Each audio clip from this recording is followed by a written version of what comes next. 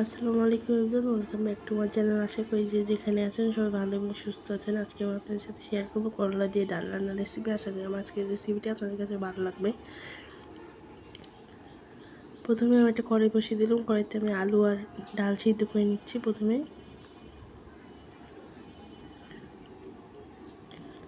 আলু আর ডালটা সিদ্ধ হয়ে গেলে এর ভিতরে আমি স্বাদ মতো লবণ দিয়ে দিব আর পেঁয়াজ কুচি দিয়ে দিলাম। দেখতেই পাচ্ছেন আলুগুলো সিদ্ধ হয়ে গেছে। এই পর্যায়ে আমি করলা কুচিগুলো দিয়ে দিব, দিয়ে আমি করলাটাও সিদ্ধ করে নিব। হলুদের গুঁড়া দিয়ে দিলাম 1 টেবিল চামচ পরিমাণ, আর মরিচের গুঁড়া 1/2 টেবিল চামচ পরিমাণ। এখন আমি ডালটা বাগার দিব। এখানে রসুনটা ভেজে নিচ্ছি আর পেঁয়াজ দিয়ে দিলাম।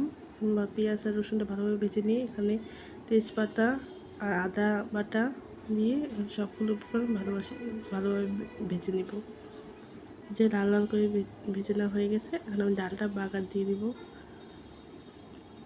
যে ডালটা খেতে খুবই মজা, আপনারা বাসায় ট্রাই করতে পারেন।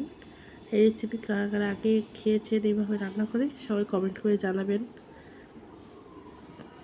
আশা করি আমার আজকের রেসিপিটি আপনাদের কাছে ভালো লাগবে।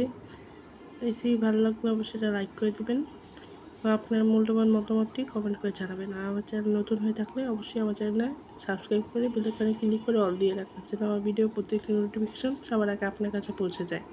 এবং আমার চ্যানেলের আগের ভিডিওগুলো অবশ্যই দেখার অনুরোধ রইল। এই যে ডালটা রান্না করা হয়ে গেছে, ডালটা দেখতে খুবই লোভনীয় হয়েছে।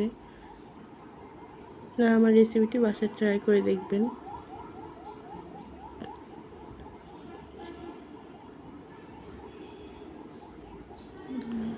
এই পর্যায়ে এসে আমি ধনিয়া পাতা কুচি অ্যাড করে দিলাম।